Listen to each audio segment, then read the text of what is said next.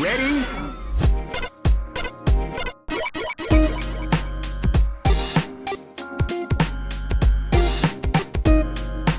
Hello and welcome to Rhythm and Pixels, a video game music podcast.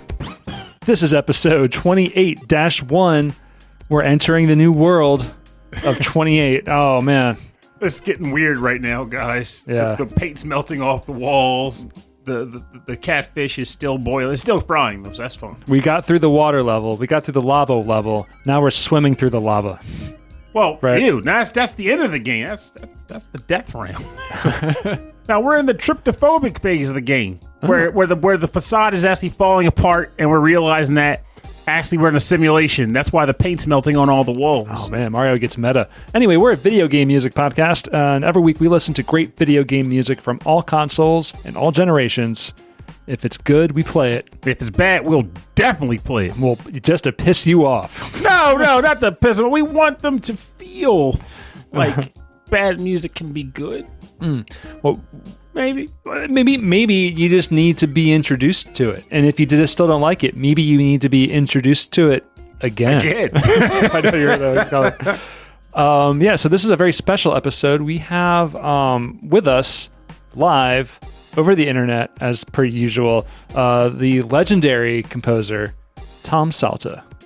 And I gotta tell you, it's actually a pretty fun conversation because we learned about him. And you ever come across a situation where it's like a friend you didn't know you've had yet, like a friend you haven't quite met yet, and then once you come to learn about them, like, wait a minute, what is this guy? What does he do? Oh, wait a minute, he makes that ice cream I like.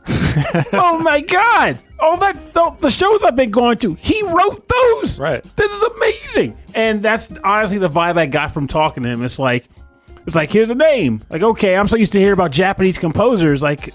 When it's come to Western composers, I'm like still trying to get my my feet wet on that, or dip my toe in that. So when it's like, oh, here we go, let me see what he's done. Oh my God, I just played through that game. He did that composition. That's great. So it's a really cool thing to have him on the show. Years and years and years in the music industry before getting into games in the 2000s. He's worked with Cell Dweller on Killer Instinct. He worked on the Need for Speed series. He's worked on Halo, Prince of Persia, Battlegrounds, PUBG, Battlegrounds. Yes. Yeah. Okay. I don't know these words, but I'm just saying them. So yeah. But before we get started on that, have you gotten into any new games this past?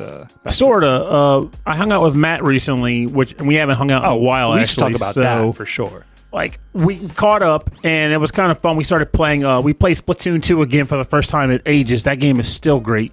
And I finally tried to start playing Returnal. Like, I hooked my PS5 up and tried to play Returnal a little. And I am trying to get myself into a zone of comfortably playing video games more.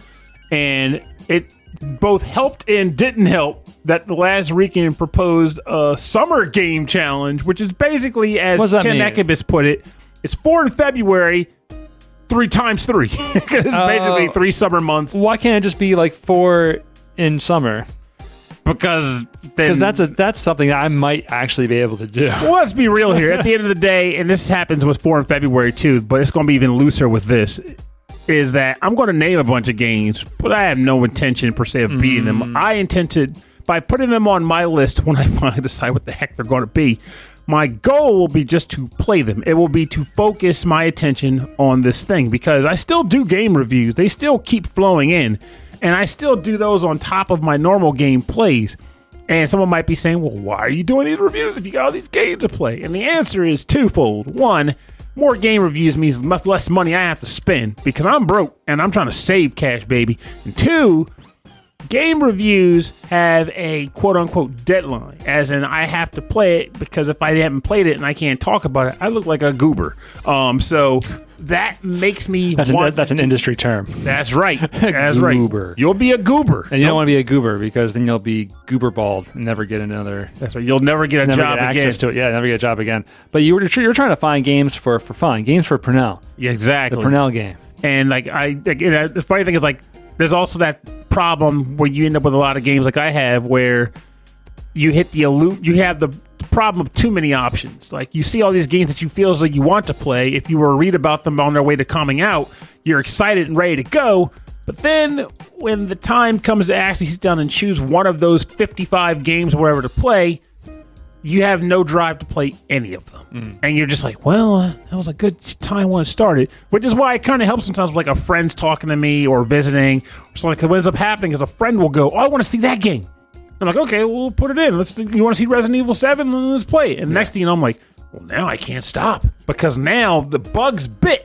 Yeah. I'm in the game. I'm engaged. Yeah. I think maybe what we're missing is community, right? Like just missing being around people again to get excited about stuff. 100%. 100%. Like I think community and people discussing games is a major proponent of what makes me enjoy playing them. Like, and that comes like the board games too. Like I have these moments where I'm like, I think I'm falling out of board game. Well, that's what it is. Like board games by their nature is playing in front of another person. You know, you can do it online, sure, but it's nothing. It's not compared to like having moving pips around the board, taking someone's money. Like, give me. Even at the end of a game, we're like, oh, you know what, you totally played this wrong. You know, or I added up my score incorrectly throughout the game. It doesn't matter. Like, it's still for me a much different. It's a fun experience that video games can't replicate. It's the engagement. My summer challenge is to beat Persona this summer. Yeah, you need, and you're so close, man. You're still on the arc. I know. I haven't touched it. I gotta be honest with everybody here. I haven't gotten to. I'm like really hardcore back into running again, and so like, but I still want to play DDR. So like, all my free time is like, well, got some, and now I'm starting up another project with Cameron Childs. Oh boy! And so I got a lot going on. And in my case, my lot going on is primarily like life. Like I'm going to do it this summer. I'm going to be like, no, I'm not going to watch, like 6 seasons of Frasier again. And no, you're not going to play Final Fantasy X again.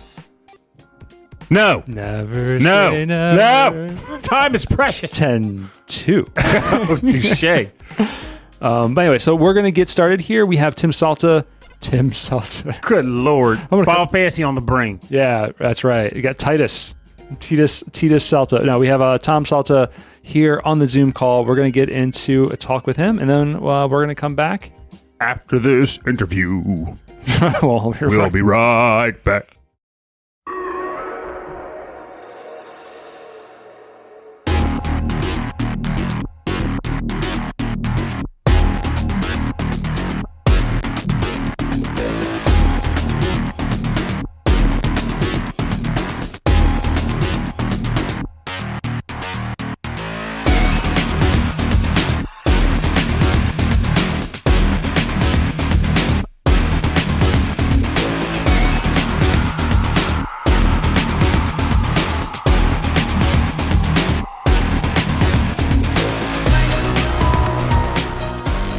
Hello. All right, now I'm officially here. Tom Salta, thank you for joining us on the show. It was amazing that you started with the metronome.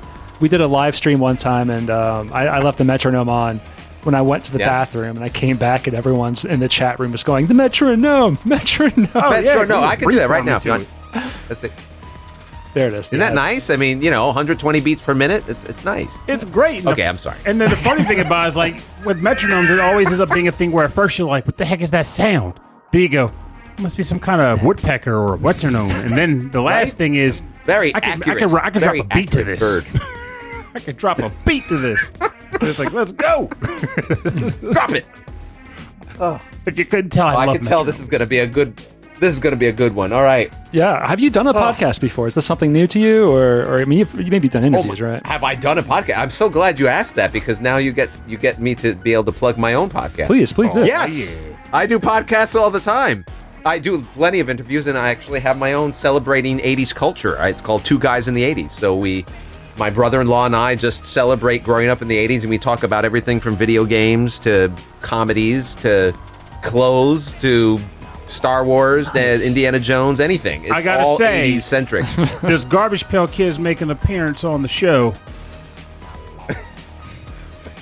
This guy likes his Garbage Pail Kids, yeah. Dude, remember the Garbage Pail Kids?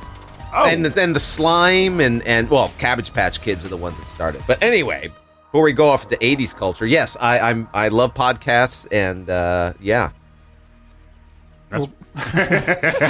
Thanks for coming on. We'll talk to you later. But I just like that. All right, see you later. I just Bye like now. that because shoehorn garbage pail kids into a conversation on a No, BGM podcast, so I'm not complaining. Okay, so then I'm tell me, with what's your favorite Indiana Jones movies of the 3 that only exist? What's your favorite one? Raiders of the Lost Ark. Oh, down. Raiders, yeah. Hands down. I'm a Last Crusade Second man. favorite is the Last Crusade, and the third favorite is Indiana Jones. And there are no others. I agree with you. I feel bad though because like I did see that movie that shall not be named, and Yes, I right. was the guy that was like, I like the refrigerator scene at the beginning. That was ridiculous. I did. I appreciated the refrigerator scene. I mean, it was just like, okay, yeah. They got to do something wanna try that. really like they can do Next something time to a always bomb goes stretch off. the imagination, but that was Yeah. I like that. I think that was it. You could just start it at that point and end it. Right? That's the end of the movie. Good. Man, he got out of that one. well. Usually they escalate things. Yeah. They just started it at the top. Is what they usually do. Yeah. Starts out in a refrigerator, and So- he ends up in a cooler. Oh man. Okay, so we're talking to an '80s kid, right? We're boy. 80s kids too, and but you said I was reading through some of your interviews and stuff. And you said my dog is going crazy, and you said that you started in the industry, in the music industry before you got involved in games. Is that right? Yes. Oh, very, very true. Yeah. So I what got started- you into music? Oh God, just loving it. I was, I mean, out of 8th grade, I got my first synth. You know, I was just, you know, yeah, I was summer of after 8th grade, and my dad got me a Roland JX3P, which I have on the wall right there, hanging up at the top, same, you know. And I just loved, you know, listening to the radio and copying the songs that I heard. You know, everything from Depeche Mode to Yaz to Madonna to Patrick O'Hearn to ELP. You know, I was all over the place. You know, I went back and listened to Madonna "Like a Prayer." It came on the radio, and that song is amazing. Like there's It really a True Blue album was fantastic. it's like not just like the song is clever, the song is catchy, and there's something really good about it, a really good pop song. But like it's produced like massive. It's like bigger than anything I've heard on the radio. It was so Like, cool. I feel like that could be set for a great deal of Madonna's work. Yeah, though. it's really good. Like she was exemplary at the craft. Oh yeah, they were really good stuff. That was definitely one of my favorite albums. I had the vinyl of that one.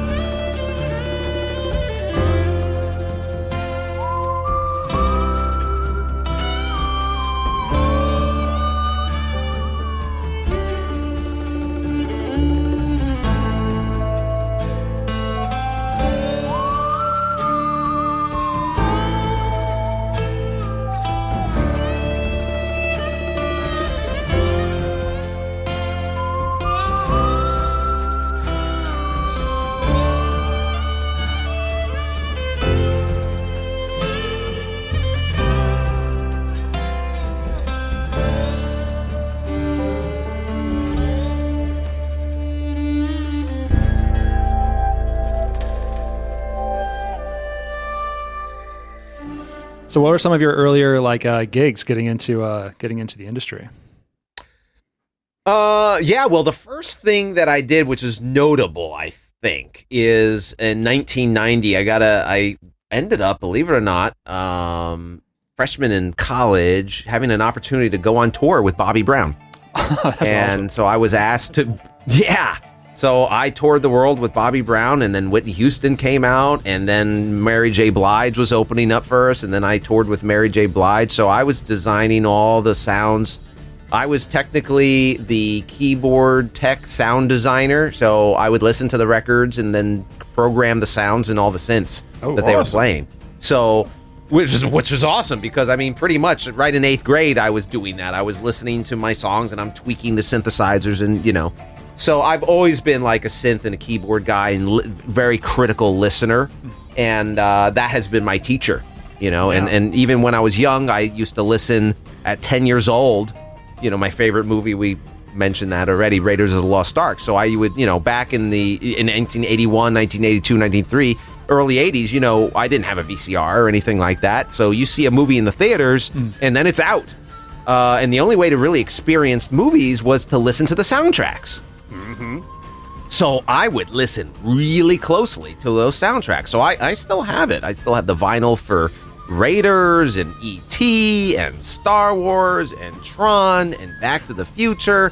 And I would just listen over and over and over again. And that was the way I would re-experience the movies, because you couldn't see them. Of course, now and if you did see them, it would be 5 years later, and it would be on a little tiny TV,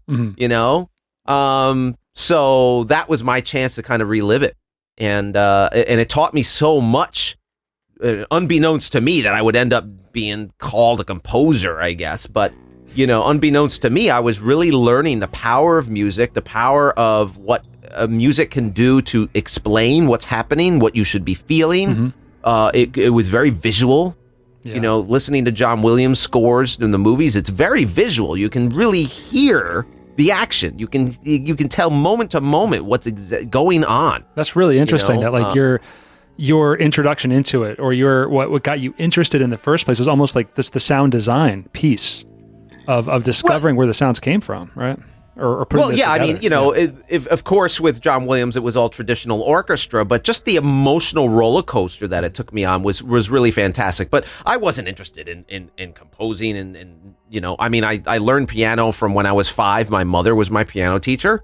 And so, I did all the stuff and the recitals, and I learned all the classical music. But then, by the time I hit 8th grade, I was too busy learning songs off TV. I did medleys of stuff that I liked. I was Inspector Gadget, or, the Pink Panther or whatever. And I just put together songs, Peanuts and whatever. And I'd just be playing the stuff that I liked. And then I got to be too cool to take piano lessons. So that took me through the 80s. Then the 90s, I ended up going on tour. I wanted to be a big famous record producer. So for 10 years, I toured, but then I came back in the studio and I was writing, producing, programming, all kinds of artists. Everything from hip hop to classical to jazz to rock, hard rock. I even worked on some one hard rock album went gold, actually. I was a co-producer, and mixed it. So I had so much. I was kind of like a Forrest Gump musically. Like my journey, you would not believe all these situations that I ended up in, but it really taught me so much, and so much variety, and to appreciate and the kind of music that I really understand is a huge range of music, which came in very handy when I got into the 2000s, and that's when I got the bug to kind of change career paths to go from the record industry into the music for games, or music to picture, but mainly for video games.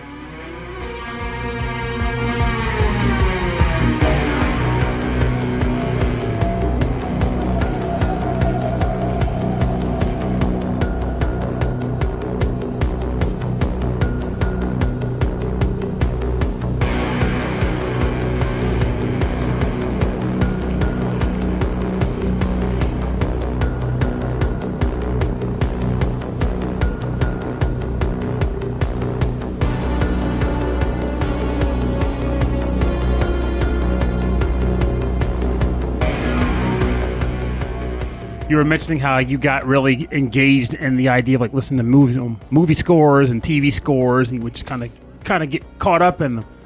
Were you the type of person that would also potentially run a soundtrack over your day-to-day activities or your life?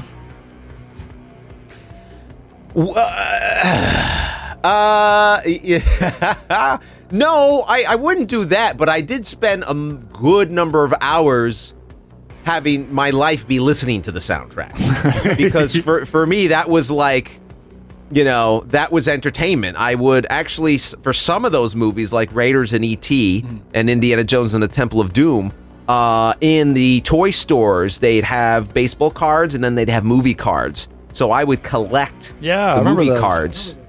And I still have mine. And so I'd make my own slideshow. So I had a pile, probably a good 8 inches tall, of Raiders of the Lost Ark cards. And I would put them in order. And as I listened to the soundtrack, that was like my slideshow. But no, I didn't play like the map room scene as I'm trying to clean the driveway or something. No. It's kind of what we do. We'll have like a playlist like for like when we're working out or when I'm driving to work. Gotta listen to. Yeah, no. When I'm not here in the studio, I'm not listening to soundtracks. I gotta be honest. All right. So what scratches your itch when you're not in the studio?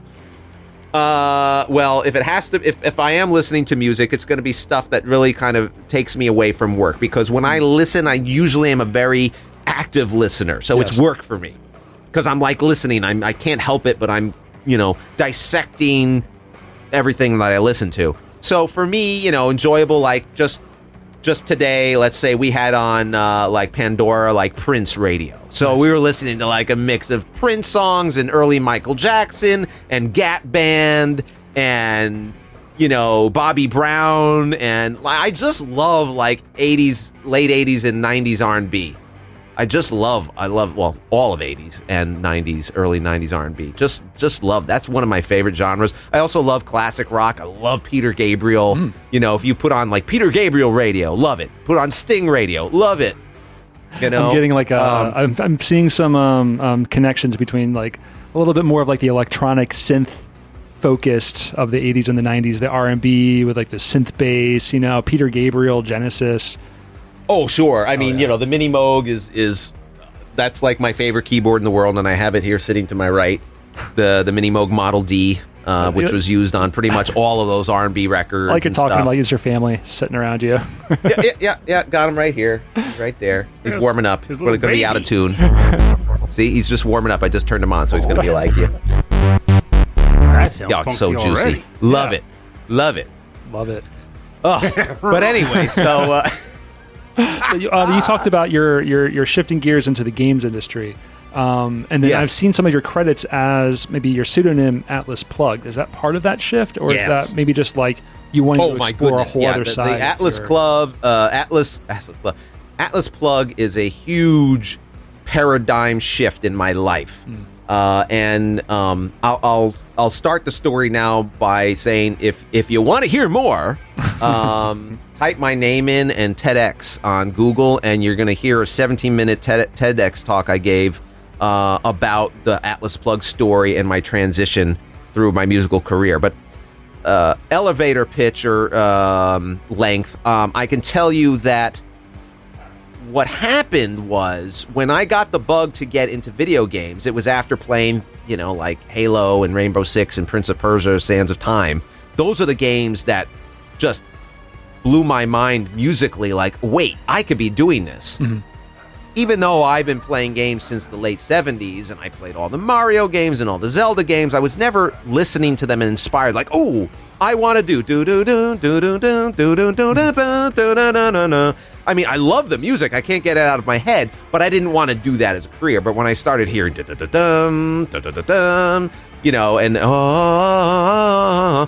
that kind of music and the stuff in Prince of Persia, I'm like, oh, I can relate to this. I love this. So it was as game music started becoming more like cinematic in style and more involved than Timmy. Yeah, I guess so. I guess you could say that. It started becoming more like movie music, and also I guess a lot of it is like more Western oriented.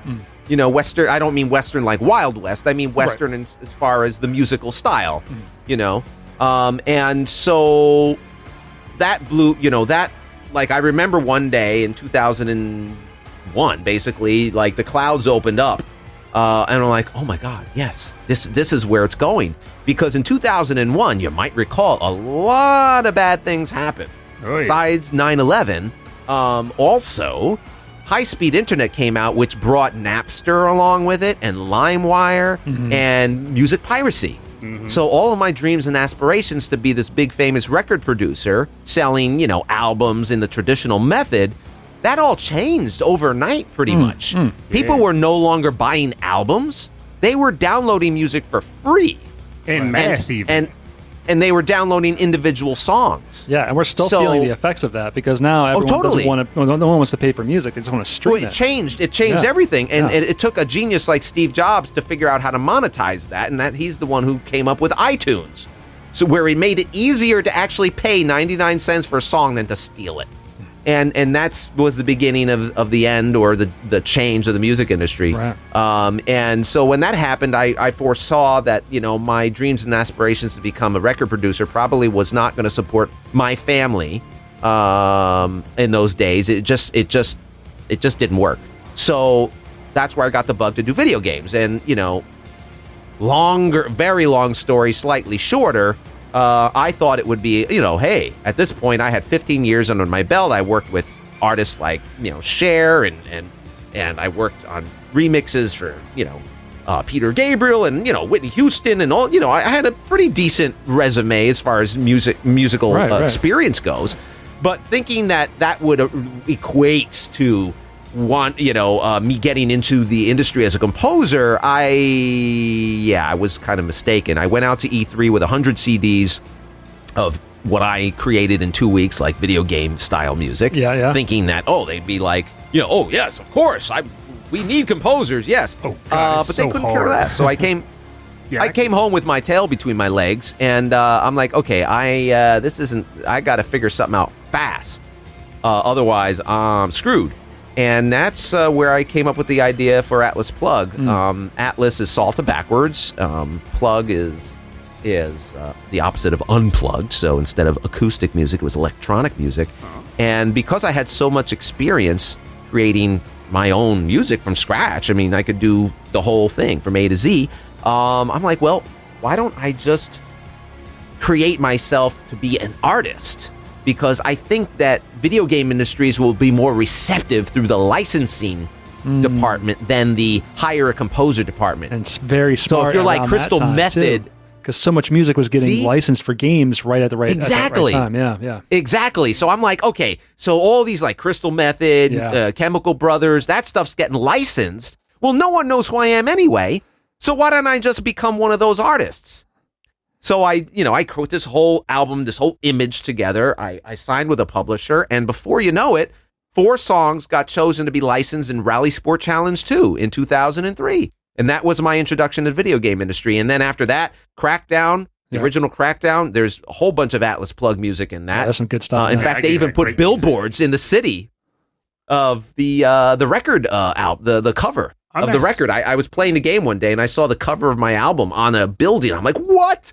I'm actually really glad to hear that, too, because Crackdown, that was the game that sold me on an Xbox 360, and I put a stupid amount of time into it. So as you can probably guess, that means that a stupid amount of my time was spent listening to your music back then. That's correct. Halfway Till Bliss, 2 Days or Die, Get Rolled On, all those things. Anyway, so that was my introduction to the industry. And then at some point, I took off the Batman mask and got myself a manager and started pitching on video games as a composer for original music in games. And that was the beginning.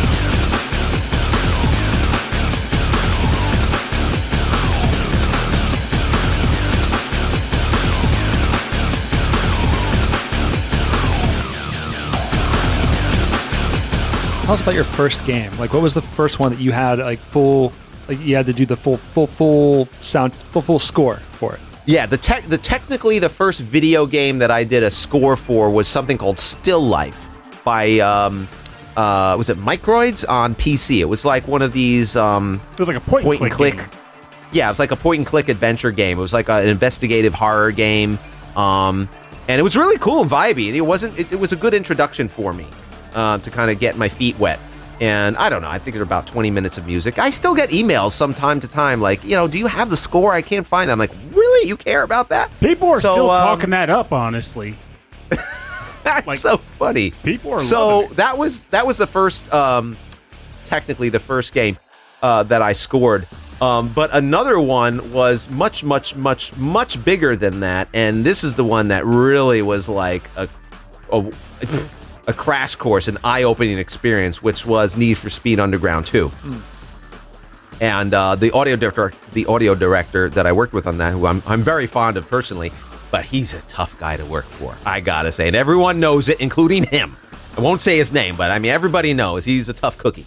And he's hard on you. So for me to have that little experience and to work on a game of that magnitude, that was like, I felt like I was in boot camp for the Marines.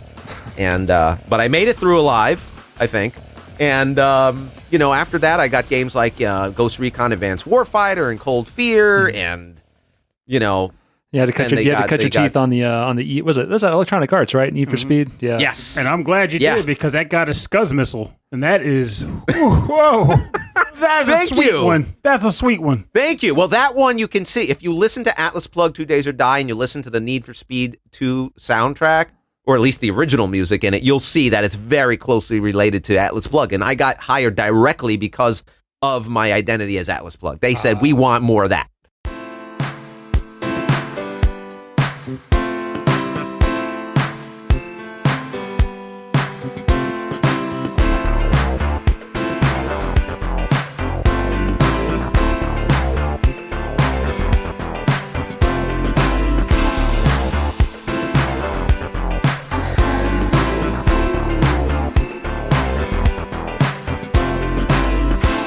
Early on, before we started recording, I was telling you about how much I really enjoyed Red. Oh my gosh, my brain broke down. Red Steel. There we go.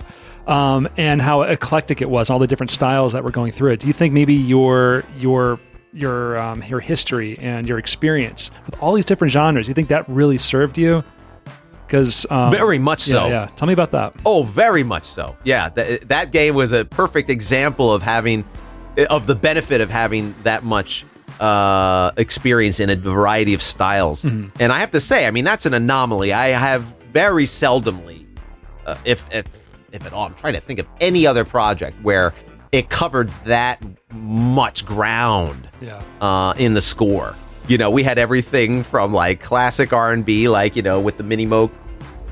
Yeah, actually, I remember there was some one of the tracks I picked to play on the show was this. It was like a minute or 2 minute, like really funky track, and I'm like, yes, it doesn't really fit with the rest of it, but that's the one I'm talking about. Oh, it was so funky. It was like in this 90s funky style. That's right, because a lot of the music in there was diegetic music. That was some of it was from a club, but it all took place in Tokyo, and it had this very gritty cities.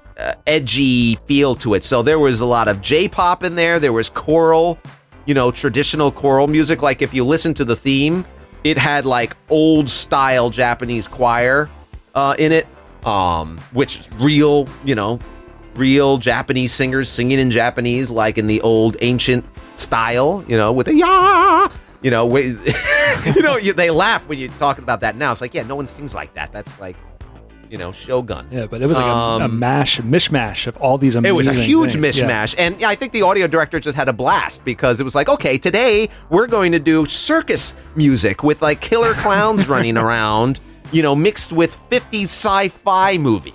Like, can you do that?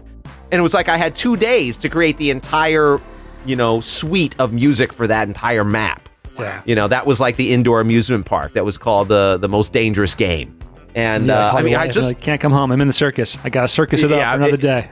I think I was going out of my mind after because it was like ding ding ding ding ding. Like the music is really psycho. It's like this killer like clown circus. So it was so much fun, but it was a lot of work. I mean, it was, there was very little time to think and you just had to do it.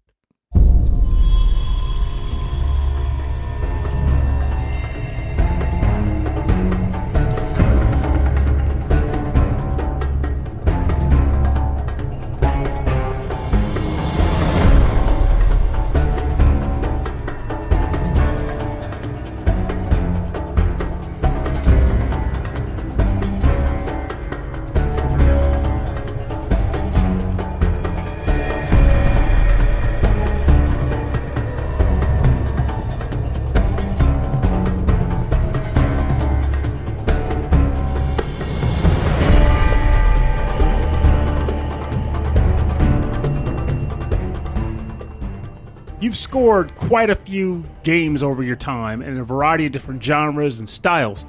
If you could have like your dream game to compose for, like as far as like a genre or a motif, What would that be? Jeez, you know, I'm glad you're asking this, and I'm not sure if I'm going to give you a very satisfying answer.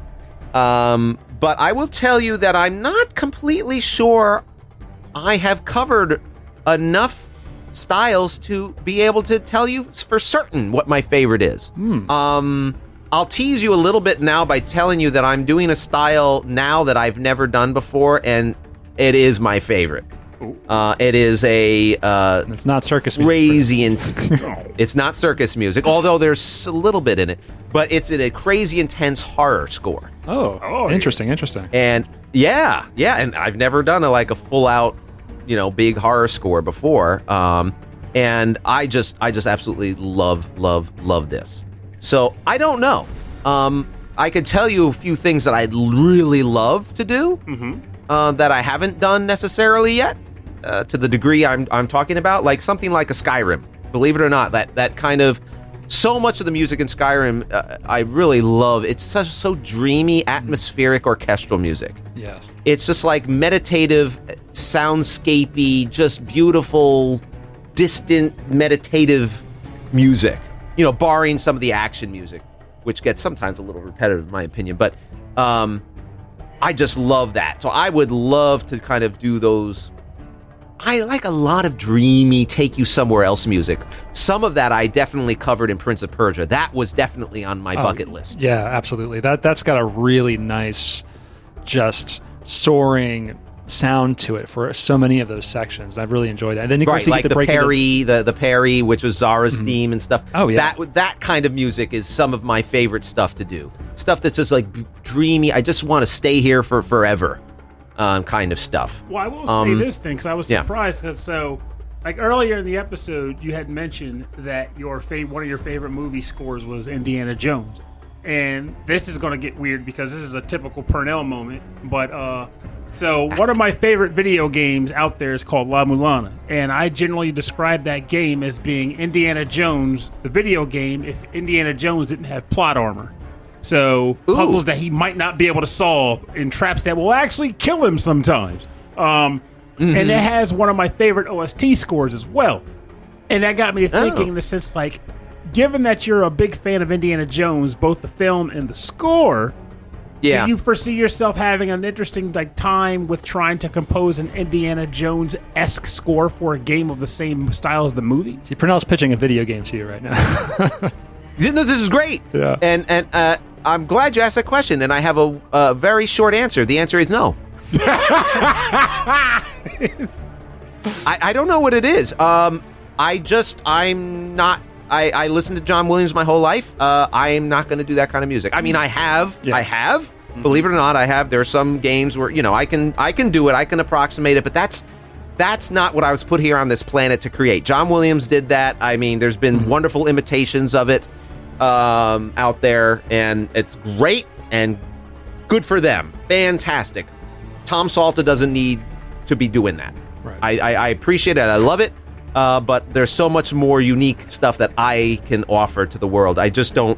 It's not my favorite stuff to compose. It's some of my favorite stuff to listen to, but not necessarily create. You got your own lane to work with.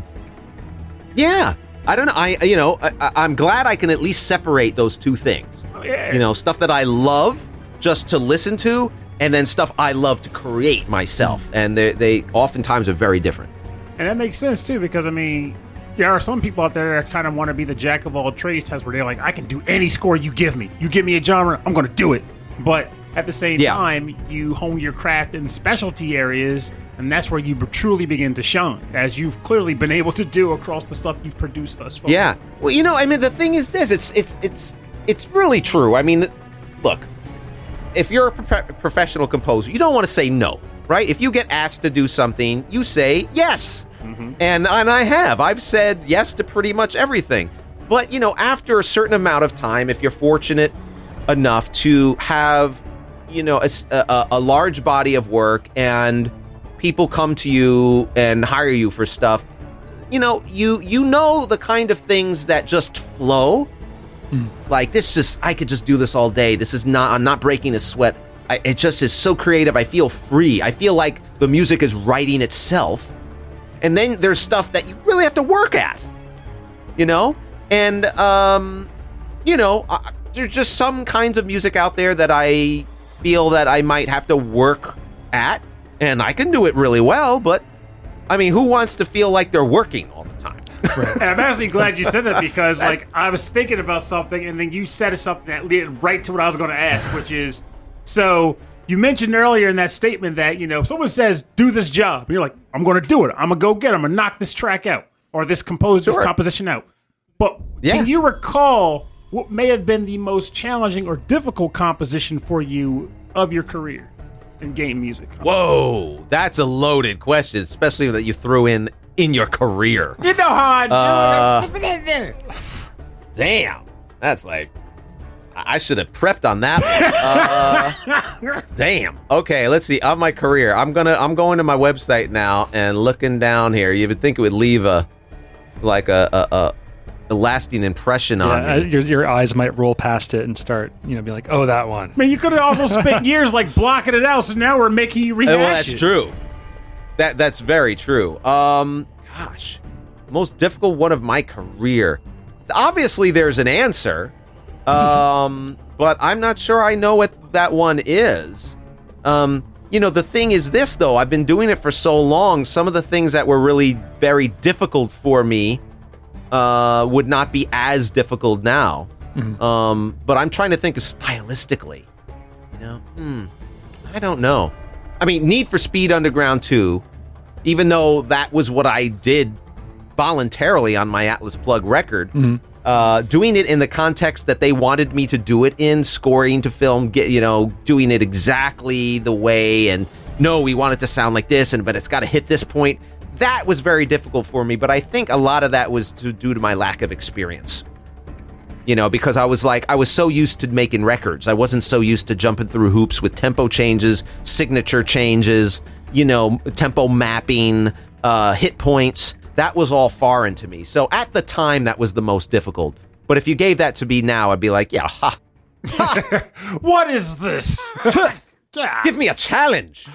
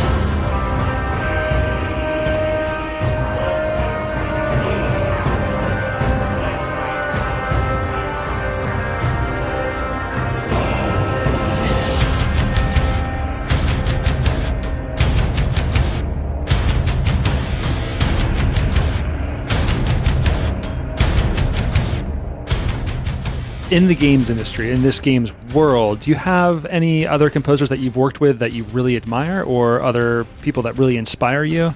Also, I mean, most of the people I really admire I haven't worked with. Generally speaking, in my experience, the kind of scores that I get hired to do are usually a solo composer. But I mean, whether I've worked with them or not, I mean, a lot of the people that I admire are the ones that I admired from the beginning that got me inspired. So, Marty O'Donnell, certainly, right? Bill Brown, he was one of the first composers that I searched out. In other words, I had to listen, like, who did this? I remember Enon Zur was early in there. Jack Wall was in there early. Jesper Kidd, right? And also another artist who's not a composer per se, but Clayton as a aka Cell Dweller. When I first signed with my publisher, he was the first artist with that publisher. In fact, my publisher managed him at the time. So when I heard Cell Dweller, I was like, "Oh my god, what is this magic?" Actually, that's where and I have worked with Atlas Plug. And I was like, "Where have I know I've seen that name." mixed with something else. And That's then I was right. like, Killer Instinct. That's right. Those songs right. with Cell Dweller are so heavy. They're so heavy. Right? Isn't that it's so cool? So yeah, so that's a perfect example. That wasn't the first time we worked together, but the Killer Instinct story was that, as you know, Mick Gordon did season 1 and 2. Incredible, Mick Gordon's awesome. And so when I got a call from Mick Gordon, saying that he wanted to recommend me because he wasn't going to continue with that season, I'm like, I was flattered and terrified at the same time, that he would think that I would be a decent replacement. So, long story short, I thought about it. I mean, I was really kind of scared because I'm like, okay, that's a high bar, and he has such a specific sound and very strong fan base, and you're going to hear people starting to compare, right? But you know how it So goes. I'm like, you do I said, want to gotta really say get yes. into that? Yeah. But then I said, look, I can't say no to this. I know I can do it. I just got to figure out the right way to approach it so that I give justice to the project, so that I make everybody happy and I enjoy it as well. And I said, this might be a perfect opportunity to put on the mask again and become Atlas Plug. And I said, if I'm going to do that, I think it'd be a fantastic opportunity to bring in one of my early inspirations as an artist, Cell Dweller. So I called Clayton on the phone and I said, hey, I'm doing this score. Do you want to do it? And I told him about it, and he's like, yeah. I said, great. So let's do it. Well, I think it's safe to say that justice was very much served on that OST. So mission accomplished. It's definitely a favorite here. Yeah. Oh, thank you so much. I'm just really happy that everybody was happy. Let's put it that way. I mean, I'm not expecting you to have an answer to this, but that Battletoads medley, whose idea was it to put the pause theme in the middle of it? Oh, well, good question. That is a formulaic decision that was made by the developer, by the audio director. Oh, no kidding. In fact, if you listen, all of the tracks, every single character technically has a pause theme, or what they call the boring theme. But in the case of Battletoads, in the equivalent in the 80s of a put down the controller, you're not playing, is a pause theme, because you didn't pause games in the 80s. Yeah, but in Battletoads, it just looped. It was just that beat, man. Right, exactly. So yeah, that was the idea, to kind of, rope in some of the cool essence of Battletoad, but then modernize it and be like, okay, so what would Battletoad be listening to on a Walkman if he was kicking someone's ass? And he's like, well, he'd be listening to Van Halen, so that's where it kind of came from. It was awesome. Like a mesh of Van Halen and, just all the, and the classic 8-bit stuff, and, we just Killer Instinctized it, as we like to say. What were you listening to on a Walkman? That's the classic Battletoads conundrum. But he has to be careful, though, because you don't want the cord to get tangled up while he's kicking ass. Yeah. That's right. The kids are like, what's a Walkman? All right. Look it up. I think the listeners to this show probably are okay with understanding a Walkman. Oh, no, we got a couple. Okay. We got some youngins that pop up. And then we have to act cool, all kind of cool and hip from like, hey, kids, we know the score. What's all hip and Yeah, shit? man, that's like on fleek. Like, no, that's old now. It's like, yeah, no, I know. I get it. I've been a dad. Sir. Well, don't tell me that now. I thought I was on the hook with you guys.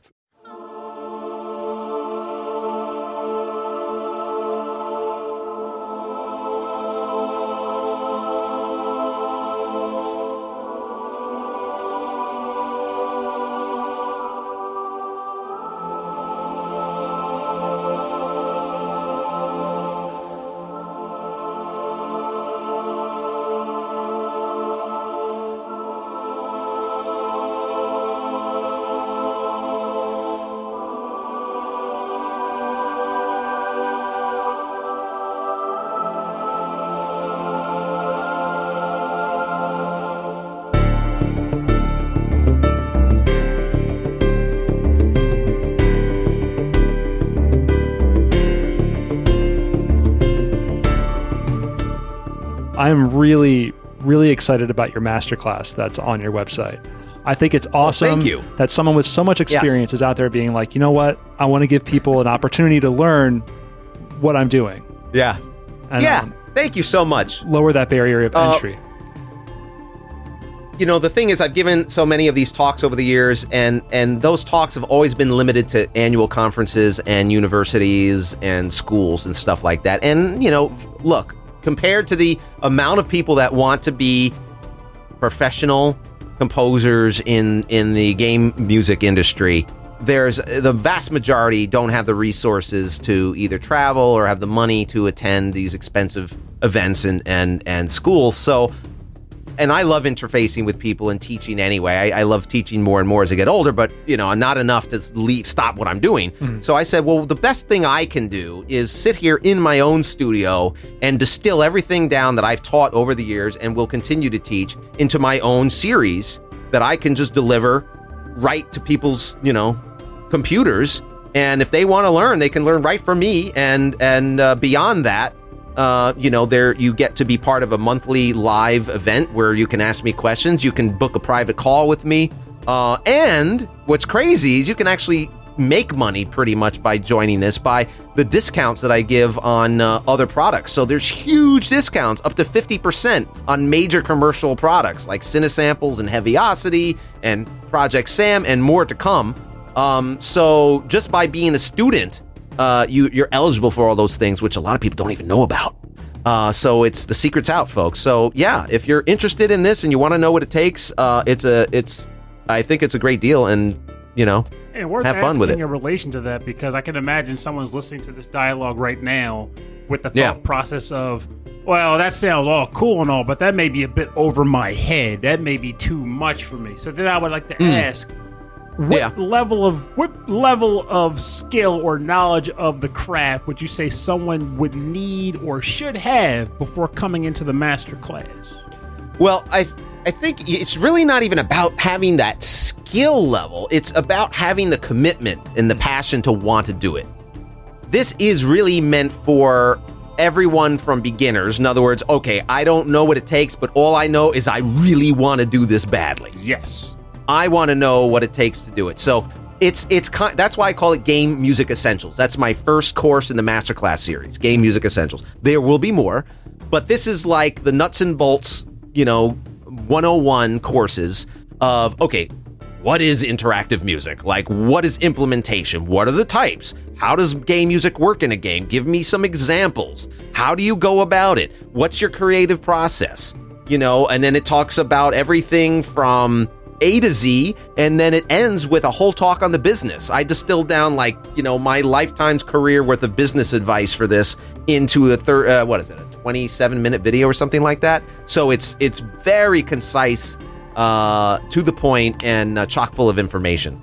And that's why I like to hear you, because like I know sometimes folks will make these products and it'll be very much, I don't want to say high end or over people's heads, but it might seem daunting for, you know, people to take a chance on it. But the way you described that, if I were a rookie looking into this, I would jump on that concept.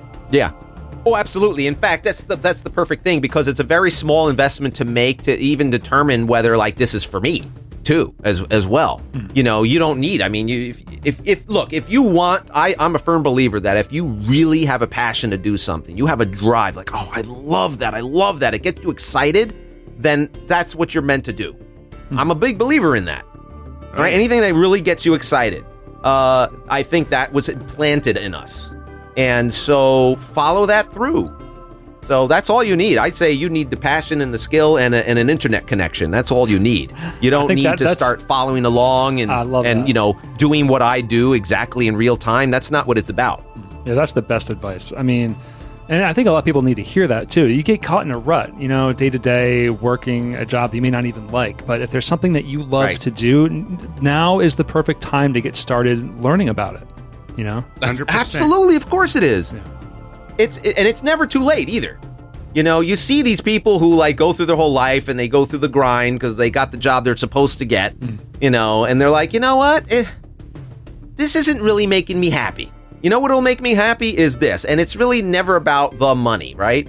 I always give advice. I'm like, you know, and I've raised kids, so, and I'll tell them the same advice. It's like, don't do it for the money. I mean, money's very important, don't get me wrong. But if that's your motivation and you don't love what you're doing, it's going to feel really hollow and you're going to be miserable. Burnout So, will come. do what you love and the money will follow. That's the name of a book. And, you know, I believe in a lot of that, as long as you're smart about it. Yeah. You know, you got to have a sense of business skills and you have to have some self-motivation and discipline. Because if you're going to do something as crazy as this in a creative field, be a professional, and, you know, it's up to you. It takes a lot of discipline. It takes a lot of persistence. Gotta go all in. And you got to go in, and it's scary as hell. I'll tell you, it's a roller coaster ride. It's not like, oh, you arrive and now it's all green fields. It's a lot of what you do now. Even like when you get all these contracts and you perform, you compose these scores for these products. Sometimes you will get reached out to do the work, but I kind of would wager that even with a name, sometimes you're still out there being like, I got to hustle and be like, look, I can put this out for you guys. I can give you the score you need for your game. Hire me now. Yeah. He's nodding and Absolutely. Stop. heavy nodding in agreement. No, it doesn't stop. And it's not just with composers. I mean, look at famous actors. Why do you think you're seeing these famous actors show up on Netflix and Amazon and stuff like this? I mean, it's not that they're all desperate for the money, but one, it's what they do. They love to do what they do. And two, when you get used to a certain lifestyle and spending, I mean, you got to keep the money going. But we like to work. I mean, when you do what you love, you just want to keep doing it. You want to keep creating. So, but yes, as a freelancer, if you're going to be a creative, generally speaking, when you stop working, the income stops. Mm-hmm. And that's really where a lot of the business sense has to come in mind, because you got to really think outside the box. You got to look at ways to diversify, right? What other things can you do as a creative person that can generate passive income, right? So it could be things like making music for libraries, you know, getting your music licensed in movie trailers and TV shows and what have you. All kinds of different ways of generating different revenue streams. And that's the beauty of what's going on with you in this course, too, because one thing is we all live in our little bubbles where we'll find ourselves thinking, like, I need to do this, but I have no idea where to start. But if we take the time to step outside of that bubble and realize that we are one of millions and billions of humans that have lived and will live, and someone has already lived the experience and can give you the input and advice to go the direction you need to go, you have a whole course that's going to be like, hey, here you go. Here's the deets. Yeah. I'm a big fan of the concept of standing on the shoulders of the greats. That's a saying, not that I'm a great. I'm saying I like to learn from other people's lives. Why not learn in 1 week a lifetime of experience from someone else, and then learn another lifetime? That means you can, like, you know, you're absorbing all this experience and knowledge, and you can really get a huge head start in life and your path of just learning from others. Why reinvent the wheel? That's a waste of time.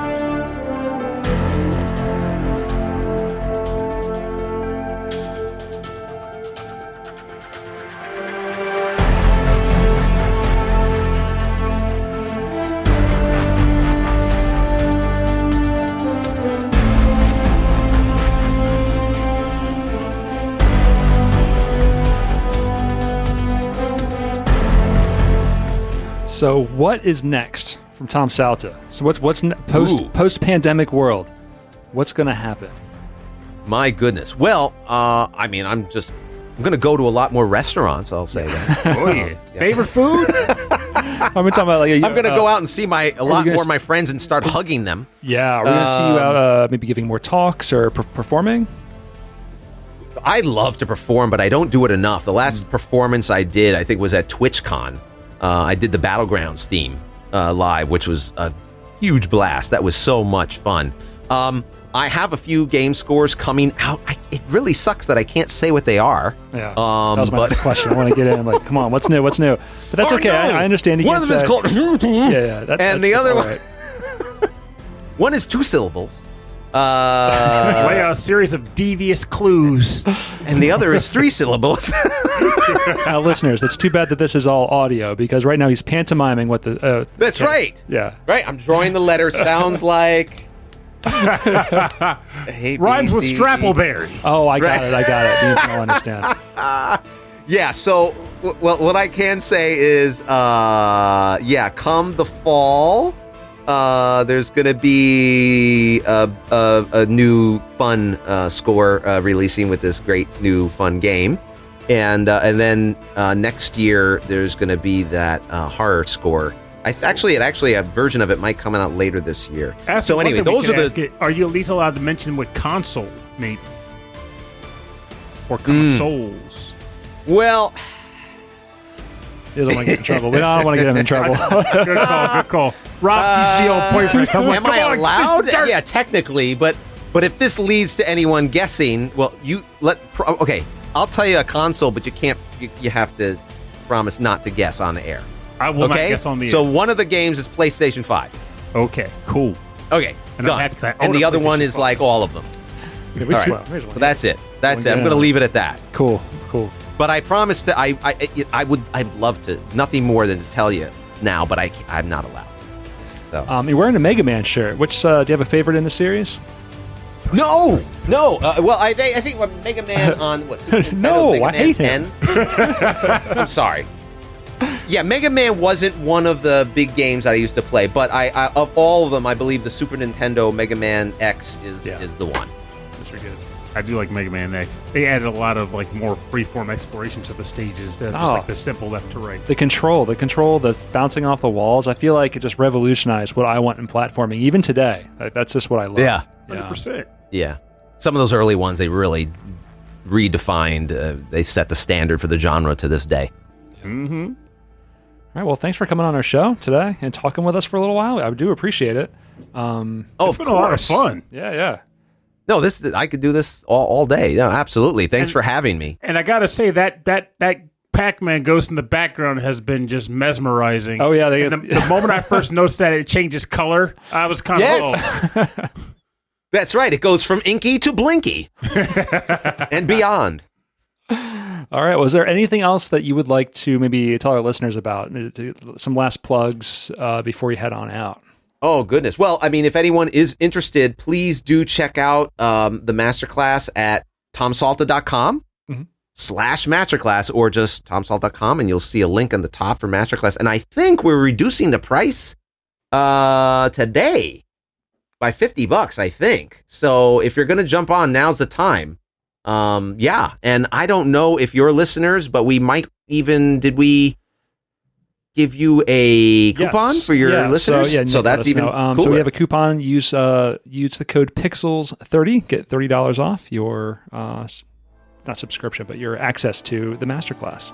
That's right. It's pretty cool. Yeah. That's really exciting. Thank you so much for coming on the show. I do appreciate talking to you, and looking forward to hearing more from you, honestly. It's been a great time. Well, I look forward to coming back someday. Oh, you're definitely welcome back. Yeah. All right. Great chat. We'll give you a call.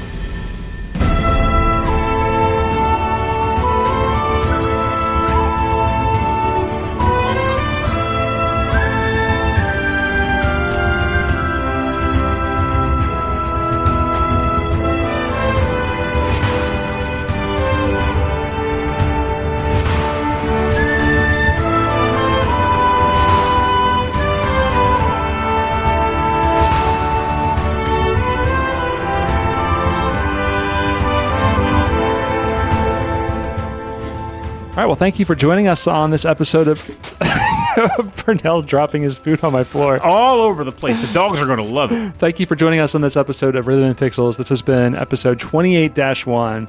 Our focus on the music of Tom Salta and interview with Tom Salta, who's an amazing guy.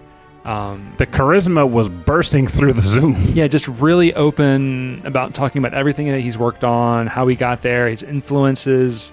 I really, really really was really thankful to have him on here. And that awesome Pac-Man goose. I wish people could see it. Oh man, yeah. His camera was really nice, and you can see his office, or I guess his little studio area, because he had his keyboards surrounding him. Was really had a nice couch. Like, it makes me feel. Mario was comfortable. I need to fix this room up. You know what I'm saying? Like, at least put a couch right there, and then Mario. No, Luigi can't steal his style. That's what I should do. Can't bite his style. I should put like some seating back there. Oh, I know what I'm doing for now. Well, I'm definitely changing the lights, but this probably shouldn't be on the podcast. It's like interior decorating with Rhythm and Pixels. Yeah. So next week would have been will probably be our live stream episode. Thursday night, where we usually record, I have to work. So we should probably do the live stream in June, the first week of June. Yeah. So we're thinking June 3rd is going to be our live stream for our Patreon members. So those episodes still get recorded and become a fun, wacky, full of hijinks, Rhythm and Pixels episode. But if you're a Patreon member, then you get to jump in while we're recording, like a little fly on the wall. And I just thought about what the topic could be, because we hadn't had one yet. This may as well be the topic. We were talking at the beginning of the episode and then you'll have to remind me later, because I'm going to be like, Pernell, who did we pick a topic? Dun, dun, dun. We were talking at the beginning of the episode about last weekend's suggestion of the Summer Game Challenge. So maybe the topic could Epic's be... Summer Games. No, well, summer games can come next month. The summer when Olympic summer's games. official. Olympic video games. No. That's a great idea. No, but basically anticipated games to play, like right. Mario and Sonic go to the Olympics. Oh Christ, no one's anticipating playing that this summer. But like any games that you're looking forward to playing over the next few months, whether new or old. Okay. But primarily old, because you need to actually have access to the music. But something where it's like, imagine yourself in like school, high school or grade school, and you have the summer off. Yes. What are those games? What are those cartridges you're looking forward to throwing in the old game console, firing up, and then ignoring all of your other responsibilities? And I'm glad. I like the way you put that, because in that regard, now the question becomes: should we base it off of your back in the day when you had that opportunity, or just period? Whatever you want. There you go. I like that. Run with any, long as it's that concept, whatever. Yeah. Old. Because this summer, present, I'm past. taking a bunch of time off this summer, but I'm going to be seeing a lot of family With your Nintendo. Because I'll be bringing my Nintendo. No, I won't.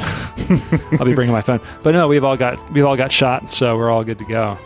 Oh, so man. we see each other. The party is going to start. Yeah, it's going to be great.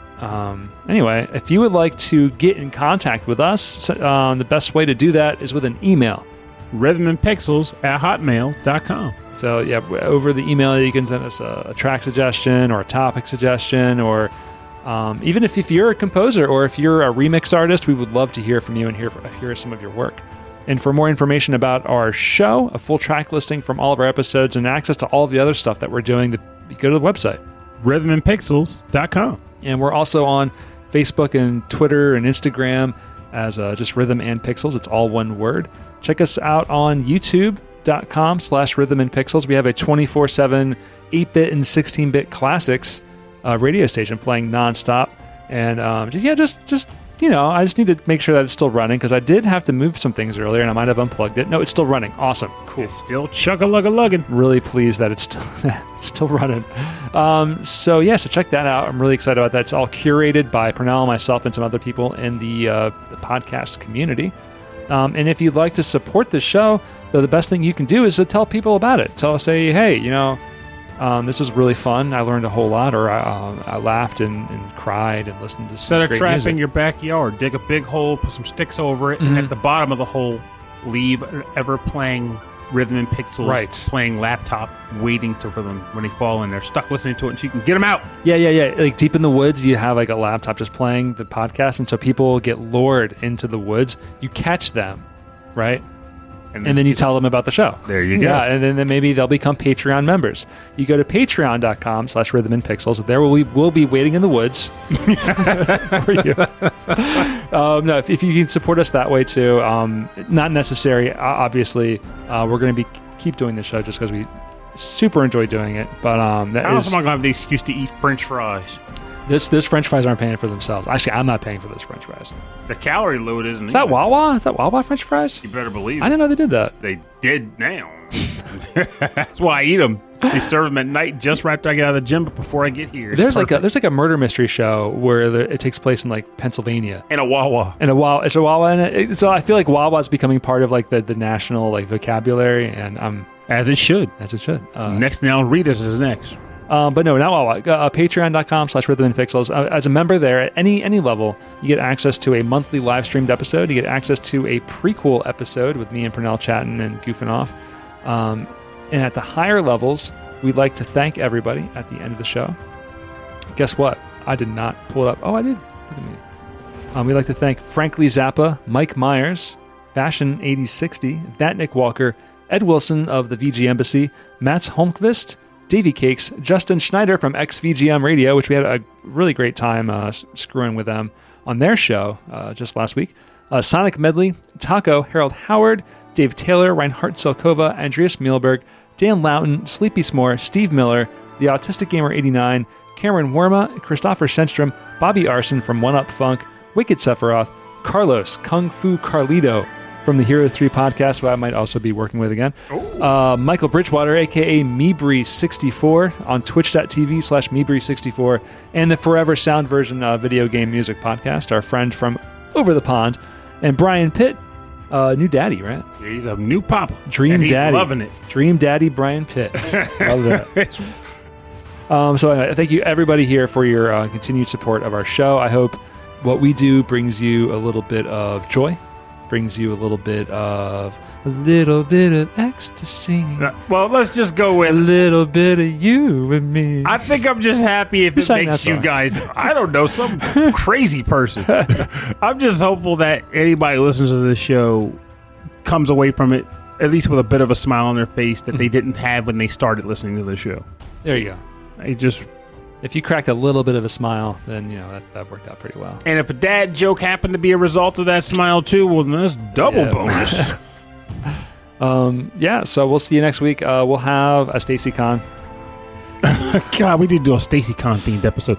Doorknobs. Well, we don't have a topic for next week, but we can figure that one out, right? Doorknobs. Doorknobs it is. I think Alex Bessinger brought that one up, right? No, I don't think it was him per se, but someone had said those guys can do anything as a topic. Mm-hmm. The next thing they're going to do something like doorknobs or something, and that's become a running joke. Oh, I want to give a shout out to the Legacy Music Hour. Their last 2 episodes have been so stupid funny. I have not laughed as hard as when they are just riffing on each other. Shoot, talking about training class, we need a comedy by Legacy Music Hour training course. I don't know, man. They got something. They got something. They got the stuff. They got the stuff. All right. Thanks for listening to our show. My name is Rob Nichols. And I'm Pernell. Have a good week. We'll see you next time. And remember, I guess this kind of goes back to the dialogue we had earlier, but it just seems appropriate now, too, which is that, we get caught up in our lulls, our day-to-day lives, our means to an end, careers. And sometimes we find ourselves thinking that we just don't have enough time to embark on new ventures. There's not enough time to go to that place you wanted to go visit. There's not enough time to go, undertake that project. You want to build a shed in your backyard, dig a hole and put a laptop in it to trap people to listen to the podcast. Whatever your project or travel or endeavor goal may be, even if there isn't enough time, there's enough time because it's never too late to start trying to do it. And it'd be much better for you to attempt to start something and then something happens where you can't do it than to not try and realize that you just wasted a bunch of time that you could have been engaging in the thing you were hoping to pursue. So it just goes back to that statement of it's never too late to start something. It's never too late to try. Just put the time and effort in and get as far as you're going to get because any progress beats no progress on your dreams. Like the old rhyme, how the old rhyme goes. What? It's never too late to try. Sticks and stones don't break my bones? It's never too late to try. My favorite Final Fight character is Guy. I before E, except after C. I was just going to mess with you. I thought you really had a rhyme to go with. Nope, that was it.